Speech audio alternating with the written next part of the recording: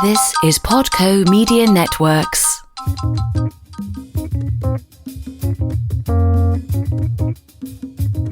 Hi, Glocal Citizens, and welcome back. I'm Florence Adu, your host, and you're listening to the podcast that inspires a borderless mindset around doing something in the world. Today, I'm here with a very special woman. Her name is Amma Gyampo.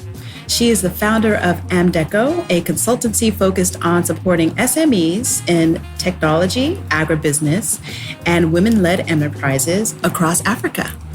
Amma, thank you for joining us today. Why don't you tell us a little bit more about you and your craft? So I am Ghanaian, but via London. Moved to Ghana about 7 years ago with my family. I have 2 kids and a husband. So we set up a business here to really just support more SMEs with their management requirements, their funding requirements, and everything they need to kind of basically grow and sustain their businesses. Okay, wonderful. So you've already said we're your local via the UK. That's right. and your craft. So tell us more about your background and your inspiration. Sure. So obviously born to Ghanaian parents, Ashanti. Ashanti's in the house. So 2 Ashanti parents. Grew up in London with 2 brothers. Okay. What part of London? West London. Okay. So, Wembley, so yeah, West London. Sure. We moved around a couple of times. I used to come to Ghana quite often with the parents. Learned to speak Tree in London, so we had the mother tongue from a very early age. Nice. Because my mother especially just made sure that we spoke the local dialect very, very well at home before going into the education system. So so that was a very good source of culture and just understanding where we came from. Sure. And physically coming back every couple of years with the family for Christmas and to visit the grandparents in Kumasi and all that. So we had a very vibrant childhood, just coming back and forth to Ghana on a regular basis and just really being in the middle of the culture and understanding. Because, Ashantis, we do things very, very traditionally. Yes. So you are immersed in the experience. When you come, it's just a total experience. Sure. And so I think we had that heritage and culture at heart, really. Okay. And so what inspired you to come back from the UK, to come back to Ghana? Yeah, I think just the feeling of wanting to contribute more to man and womankind and just having more meaning in life. Okay. I came from a management background, a project management background, managing technical teams. So I used to manage global teams in, tech companies and telco companies and, local government organizations, public sector organizations, and their big, e-government and technology projects. But, that gets a bit monotonous after a while. It's Right. like a different project, but day to day it can be a bit like Groundhog Day. Yeah. And so I felt the need for something more impactful, more meaningful. And so I think after just feeling that way for a couple of years, with a couple of kids and a mortgage, just like, what is the meaning of life? What are we doing here? And Right. just even the work-life balance with 2 kids and managing that kind of dynamic with a quite challenging job. Managing Australia on one end of the day and Canada on the other end of the day. It wasn't really a sustainable kind of work-life balanced life. So yeah, we just, made a decision to make a change. Okay. And we literally came on holiday for what was about a month, and we just could not believe the amount of change and opportunity that we were seeing, just having conversations with people who were creating amazing solutions to local problems. Just the energy and the vibe was very compelling. And we just decided at that point to just move to Ghana. Okay. To Ghana. Wow. Yeah. So how did that work logistically? We literally went back to London, packed up our stuff, rented out our place, put everything on a container. Wow. Yeah, so it was a bit all hard. Yeah. Not that much analysis and planning. Sure. But we did kind of start, a couple of, small enterprises to just keep us going. Okay. Because we're quite entrepreneurially spirited. Yeah. So, we dabbled in agribusiness, supply chain. So we were helping farmers to offload and market some of their products to places like the mines and the hotels and some of the supermarkets and stuff like that. So we did that for a while. We wrapped that up because of, we had some challenges with the import. We didn't really want to be importing products as well. Sure. Because we started to import at some point to augment the original model. So we had some challenges supply side-wise. So we had to kind of pivot a few times and just change things up a little bit. Right. And then decided to go into kind of property and hospitality. So that's kind of like the focus now. And obviously the SME support business has always been part of me. So I've been working with a lot of SMEs for about 6 years now, 6 to 7 years, almost since we first arrived in Ghana, to just help them to access grants, to build their skills capacity, to train their staff, to access funding through grants. So through the World Bank or the DANN, which is the Danish Development Agency.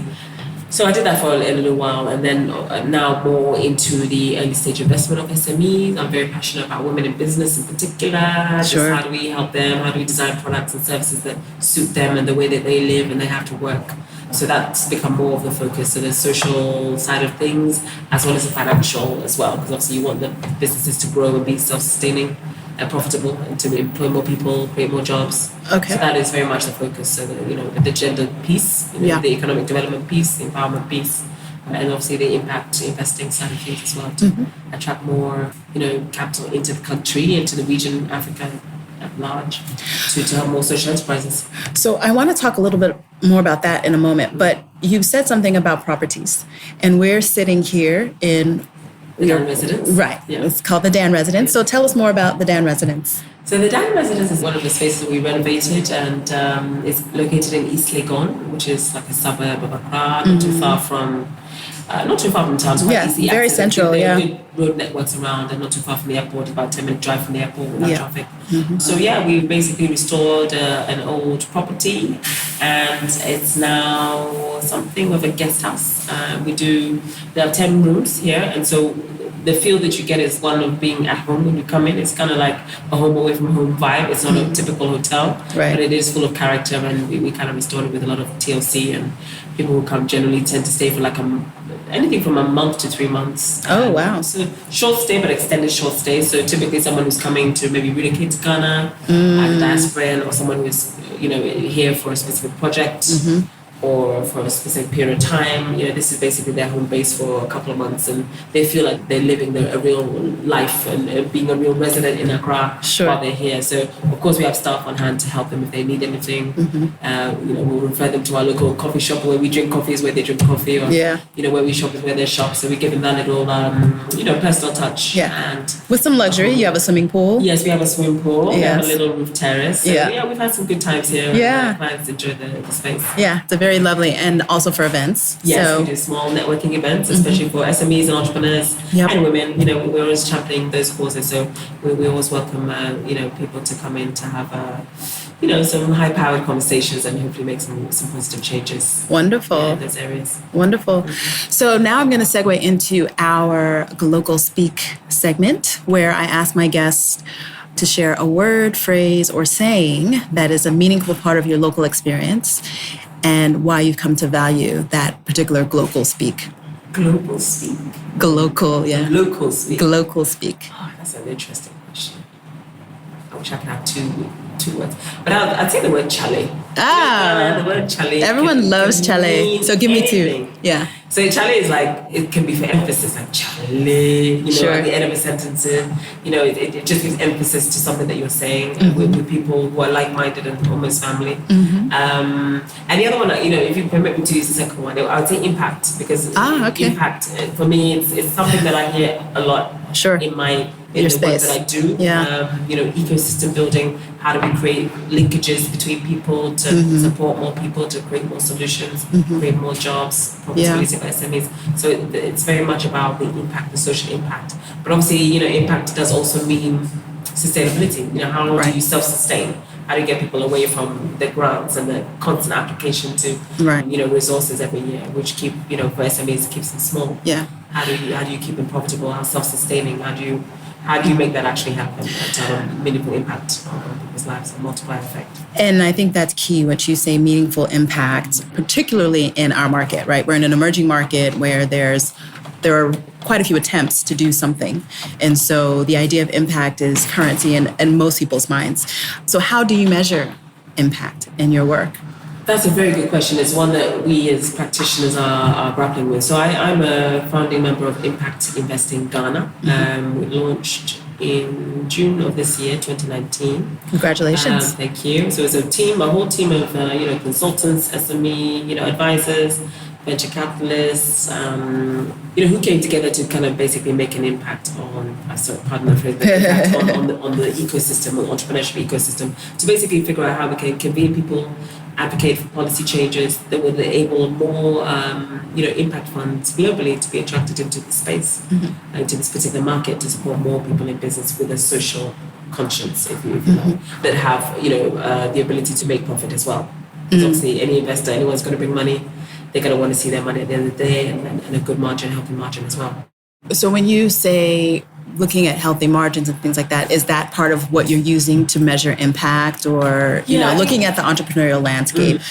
If you describe what the landscape looks like and then what you envision it looking like based on your work, what's that trajectory? Okay, so at the moment, of course, we have a lot of debt offerings. If you go to a local bank in Ghana or Nigeria, anywhere on the continent, you're looking at typically very high interest rates. Even for an overdraft, they're going to ask you for collateral. Right. It's really out of reach for a lot of people, and those who do take on those kinds of debt options, it is difficult to repay. Just the rates and the terms are not always the best for SMEs, but it's just the system we're in, right? So for us, it's really about figuring out how we can offer alternatives to, especially social enterprises that serve a market need for a broad swathe of people, but with a social impact as well. So that could mean job creation, it could mean access to services, it could mean improvement in livelihoods, it could be any of those kinds of measures. So our goal really as an ecosystem, as a collective, is really to prepare more of the local social enterprises for external conversations, for people to come in from outside and say, look, you can assess your business on a purely numbers based on the numbers that you're serving. What is the market potential for the product you're using? It's not about big margins on a particular product. It's about really the margin. It's a volume kind of thing. Okay. If everyone's paying $1 for a particular service and you have 1 million users, and then maybe next year you could look at 5 million users, and et cetera, then that becomes a compelling investment case. Okay. And of course, by the way, it has a social impact as well. Got it. So we're trying to steer the conversation towards that kind of thing, where we have more options available to SMEs in particular that serve a social need and with a profitable outlook for their businesses. Getting a little bit deeper into what a day looks like for you working with these entrepreneurs. Give me an example of a social enterprise that you work with and what the workflow is for you to take them on and then present them to an investor or someone who can help them with the next phase of their work. We are looking at designing specific programs to help them. Oh, okay. So we're not there yet with the social enterprise conversation. Oh, okay. So right now it's very much at the foundation laying stage. Okay. We're having to figure out what kind of programs we take them through, what kind of trainings we have to take them through to get to a certain level.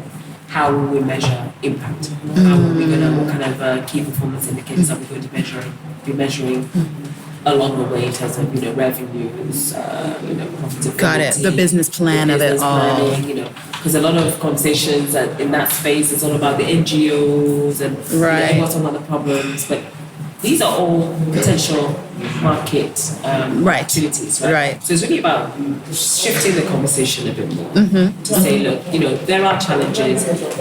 For example, insurance companies now, some of them are collecting premiums on a daily basis. Wow. As opposed to the monthly premium that we're all used to, say, in the States or in the UK. Right. Because day by day, that woman or that guy can afford $1 a day. And they won't feel it. But if you lump them with a $50 premium or $30 premium every at the end quarter of the month, it becomes a little bit more prohibitive and they probably won't continue with the payment. Sure. So these are all ways that you can kind of shift. Okay. Help business planning. Yes. Business planning, designing your products a bit better to suit the local market. Okay. Do you see what I mean? Sure. It's those kinds of things that we are having to adjust in terms of strategy, in terms of execution, and then we're looking at research and data and understanding of the requirements on the ground to then create solutions that are relevant, and then we can then get these enterprises ready for investment conversation. Okay. I get it. I understand. Now, obviously, strategically, we need to look at policy. We need to look at advocacy. We need to look at building the ecosystem itself to get more people involved. So whether it's entrepreneurs themselves, and then those who are obviously going to be bringing in the funds, so the investors themselves, and everything in between. The consultants like myself, the business development professionals who support the SMEs. It's a whole chain and a whole ecosystem. So it's really Impact Investing in Ghana is really about that whole ecosystem and kind of designing that in a way that is effective, and then we can actually, match the problems with the solutions on our partners. Okay, that's very visionary. We'll try. We're looking forward to seeing the vision 2020. Yes, we're very excited. We're working very hard towards that. Indeed. You have your eye or your vision on the pulse of, particularly for women. So when you talk about supporting women and looking at female-run SMEs, what are some of the trends that you're finding, some of the obstacles that are particular to them that you see as opportunities, not only for yourself to address to support them, but also policy just across the board? How do we focus on uplifting female-run enterprises? Yeah, I think we have, we have quite a few things we need to get together. I think women on a micro level are very much happy with the SME, like the small SME, small, and then it's just enough to kind of just survive, right? Sure. Of course, there are circumstantial and environmental factors to that, societal factors to that, and that's another issue in terms of building their confidence, to believe in themselves, they can do more, etc., etc. Especially in the context of Africa. Yes. And women generally, we don't like to blow our trumpets. Like a guy would be maybe more bold in stating the very little that he has, but a woman would be like, I don't have much, and very kind of downplaying what they're able to do. Yes. And it may be a real star. Right. So I think the confidence and working on those kinds of soft skills are very important for women. I think on a macro level, stuff like what we call gender lens investing. If we're creating an investment strategy for a financial organization to kind of invest in women, what does that design look like? What kind of services, what kind of products would women actually find more useful than what is mainstream? Women are known to obviously be better at paying back debt.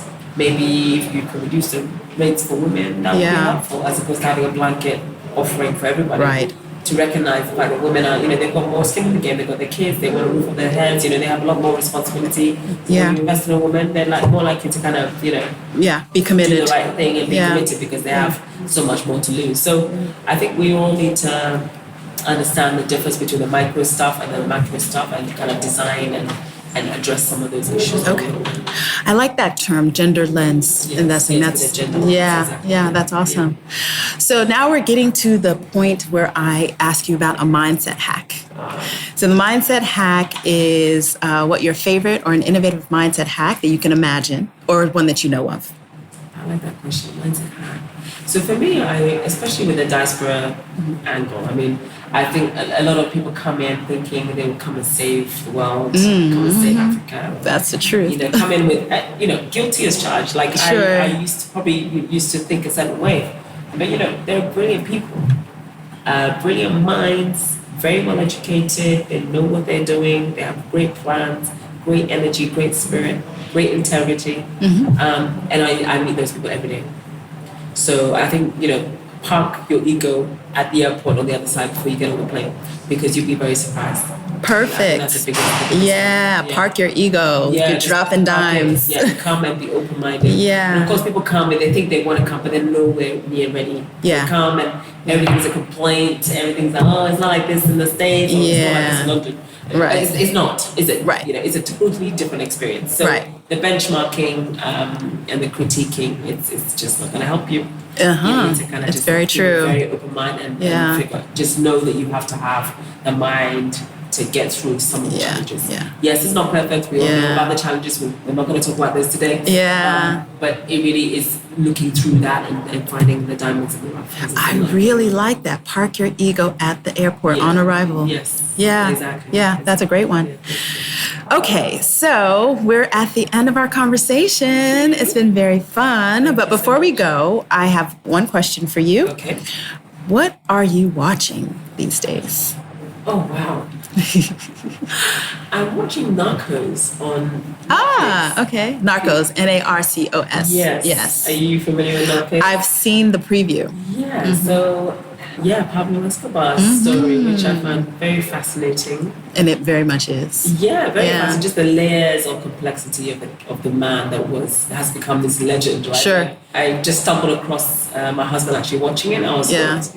Yeah. Just by the rise to prominence and how he really infiltrated, the entire whole system. The whole system. And it's a totally almost global, but a regional system that he's from top to bottom. Yeah. How did he build? I mean, from becoming a petty smuggler to becoming what he's remembered for. Sure. I think that was quite remarkable. Just watching and understanding what he had to go through to get that. Does it give you any business insights when you watch it? Yeah. Just like organizational structuring. Right. And, it's true. I was actually watching it with a bit of a management lens on it. Exactly. There's quite a bit to learn from that. Yeah. So I was, I had a bit of, I can learn a thing or two from this right. dead drug dealer. Right. but interesting. I mean, you can learn a lot from so many different genres of books and movies and stuff. Creative. So interesting. It's not my usual cup of tea. Like, I wouldn't normally go for that kind of thing, but I was totally surprised. Okay. Surprised engaged. By just Narcos. By Narcos. Okay. So that's the tail end of our conversation. Any final last words for our audience? Yeah, I mean, Africa is having a moment, and I think, we're all very fortunate not to be worrying about a world war. There's so much in history that's happened, this is our time to kind of do something amazing as a collective of people who have, blood and ancestral ties to this beautiful continent of Africa. So I would encourage everyone to have an open mind and to see how we can really strengthen the ties and the linkages between Africa and those who are outside of the diaspora. I think it's a two-way street. Yes. Not everyone's going to move to Africa and come back home and in quotes and all that kind of stuff. It's not for everybody. But I think, wherever you are on the planet, there are things that you can do to maintain linkages and also take Africa to the world. I think that's really what some of us are here to do, and just keep the connection going. Nice. It's an opportunity for everybody. Nice. Keep up the good work. Thank you. We're so happy that you joined us. Thank you. So that's all for Glocal Citizens this week. I want to say thank you again, Amma. It was wonderful having this conversation. Glocal Citizens, we'll see you next time. Thanks again. I'm Florence Adu, and I am a Glocal Citizen. 6 years ago, I decided it was time to take the next big step in my life, and my feet landed back where my story began, in Accra, Ghana. I came with a specific task, not just to live and learn the ways and wants of my motherland. I came to do something. Doing something meant many things. It meant tuning my ear to new vernaculars. It meant accepting the limitations and acknowledging the advantages of building and growing a business in a new land. It meant establishing new connections, especially with myself. Today, I'm CEO and co-founder of Leap Transmedia, an expression of my passion, seeding and sowing a vision for improving education and economic outcomes for Ghanaians and Africans across the diaspora. Do you dream about doing something abroad? Then consider the Glocal Citizens podcast required listening in the due diligence, trusted advisor, and inspiration department. Each episode, I visit with dynamic diasporans making local and global impact, designing and applying their craft. We explore how their passions have rooted them throughout their lives, while at the same time feeding the branches compelling them to keep reaching beyond. We discuss the personal and professional dimensions of Glocal citizenship. And we round out the discussion with a deep dive into the business of their business, covering the technical and operational components of the work of doing something. Tune up your borderless mindset and join me as I crowd in the serious and sustained grassroots aesthetic of Glocal Citizens, highlighting the positive, progressive accomplishments unfolding across the globe. You can always find us at glocalcitizenspod.com. See you soon.